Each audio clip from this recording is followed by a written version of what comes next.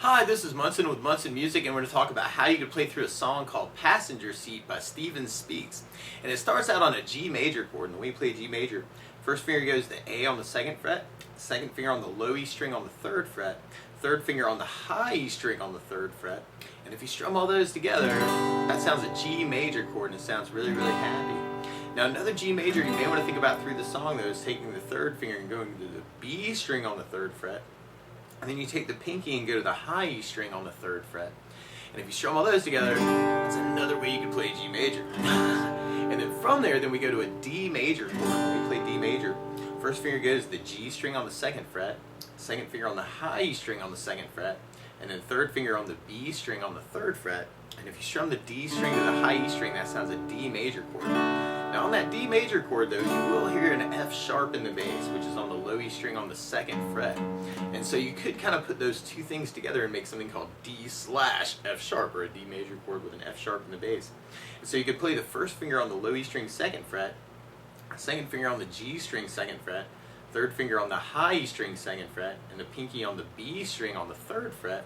And if you strum all those together, then that sounds a D/F sharp. Now another way to play that chord is to kind of take the regular D major and then take your thumb and go over the low E string on the second fret. And another option on that chord would actually be something called D/F sharp, where you play your first finger on the low E string second fret, second finger on the G string second fret, third finger on the B string third fret, and the pinky on the high E string on the third fret. And if you strum all those together, that sounds a D/F sharp. So that way you can kind of leave the third finger and the fourth finger where they are. And then from there, then we go to an E minor chord. When we play E minor, first finger goes to the A on the second fret, second finger on the D string on the second fret. And if you strum all those together, that sounds an E minor chord, and it sounds really, really sad. Now on the E minor, another E minor you may want to play around with is something called E minor 7, where you do take the E minor shape and you add 3 on the B string third fret and the pinky on the high E string third fret. And if you strum all those together, that sounds an E minor 7 chord. It sounds really cool. And then from the E minor, we're going to go to a C major chord. When we play C major, first finger goes to the B string on the first fret, second finger on the D on the second fret, and third finger on the A string on the third fret.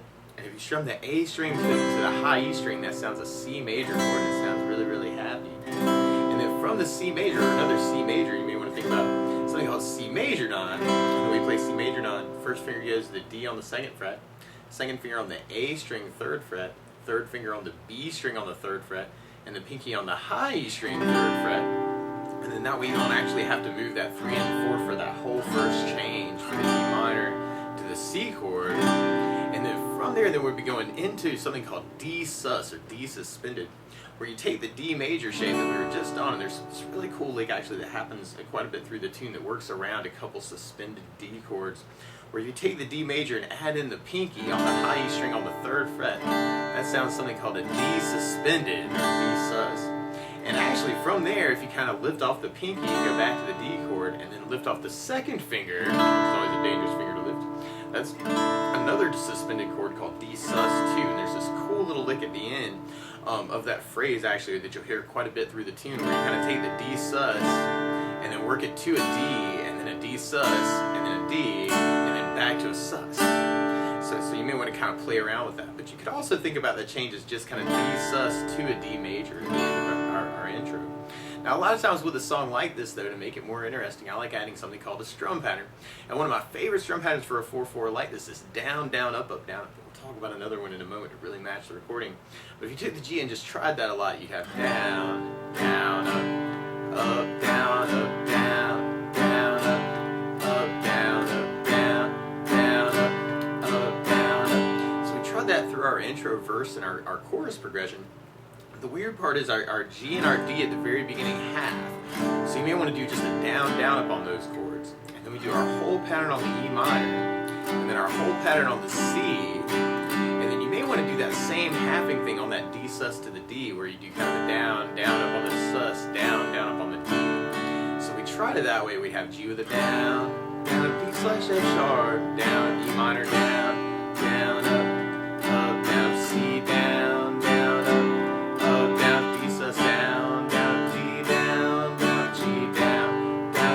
F sharp, E minor, down, up, down, C, down, down, up,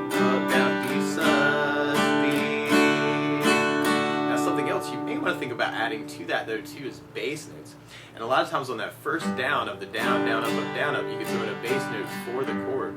So on the G chord, you'd have the low E string for your bass, and then you keep your down, up, down, up. So you got G with low E bass, down, up, down. On the D chord, you'd have the D string for your bass, unless you're doing the D/F sharp, in which case you'd have the low E for your bass. Bass, down, up, down. Then on the E minor, you'd have the low E string for your bass, low E bass, down, up, down. Then on the C chord, you have the A string for your bass. C with an A bass, down, up, down. And on the D chords and the D sus, you have the D string for your bass. So we tried it that way through our verse chorus. We'd have G with low E bass, down, D/F sharp with low E bass, down, E minor with low E bass, down, up, down, C with an A bass, down, down, D sus with the D bass, down, up, D with the D bass, down, D with low E bass, down, D/F sharp, E minor, C with an A bass, D sus, D. Now another strum pattern I would think about using through the song though is something called a 16th note strum pattern. And what I mean by that is if you're tapping your foot to the beat, right now we're kind of dividing that beat into two parts with our down, down, up, down, up. 1, 2, 1, 2. What a 16th note is where you divide that into four parts. 1, 2, 3, 4, 1, 2, 3, 4.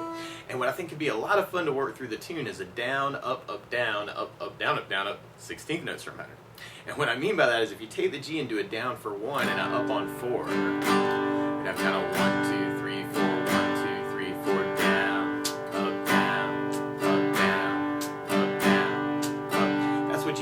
First beat, and then on the second beat you do it up on 2, down on 3. So you're going 1, 2, 3, 4, 1 up, down, 1 up, down, 1 up, down, 1 up, down, 1 up, down. And then on the third beat you'd be doing up on 2, up on 4. So you're going 1, 2, 3, 4, 1 up, 1 up, 1 up, up. And then on the last beat you go down, up, right along with the 1, 2, 3, 4, down, up, down, up, down, up, down, up. So all together you got down, up.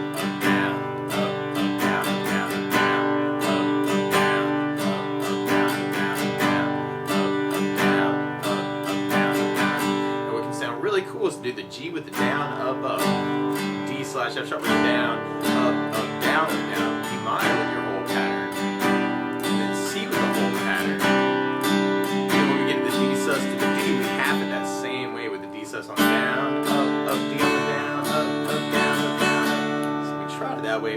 You'd have G with the down, up, D, up, down, E minor.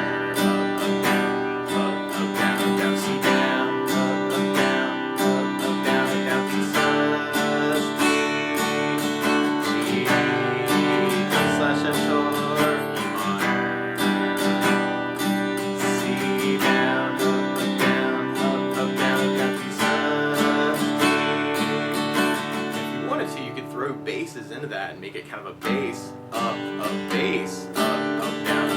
instead. So that might be kind of a cool way to kind of vary a bass, up, bass, down, D sus, up, bass, down, D low bass, D/F sharp, E minor low bass, down, C A bass, down, D sus, D. Now there's that really cool little D lick that kind of happens through the tune though, where you could kind of on the D chords at the end, you could take the D sus with kind of a down, up, hit the D on the up, and then a D sus 2 on the up, and then back to the D for a up, down, and then back to sus on the up. So you got down, up, down, up, D sus, D on the up, D sus 2 on the up, D on the up, down, and D sus on the up.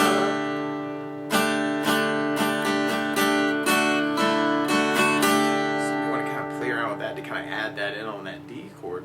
And then we're basically going to be repeating that until we get to our bridge part. And on our bridge part, we start out on the E minor, and then we go to C, and then we go to a D major, and then we do our C major, and then we go back to kind of that D sus and the D lick at the very end. So we could try that with our down, up, and we have E minor, down, C, down, D, down, up, down, C, down, up, down, D sus, D.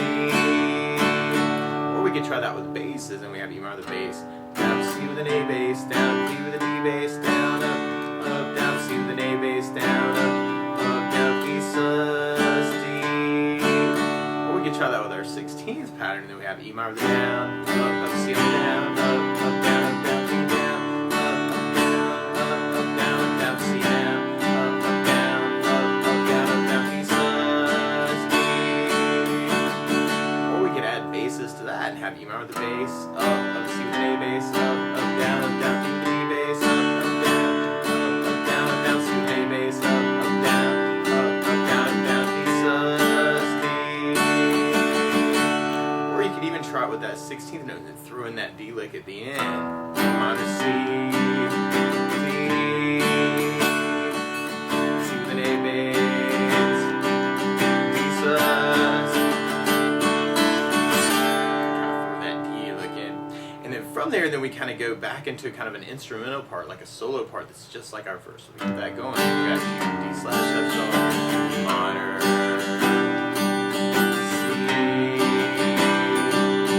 D sus.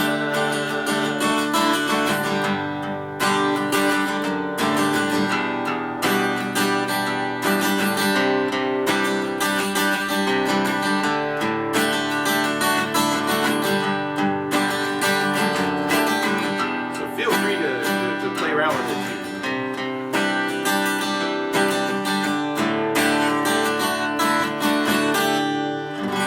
We end up with a couple of acapella choruses and kind of end up back on our first chorus progression. But that's the basics of how you can strum through Passenger Seat by Stephen Speaks. So good luck!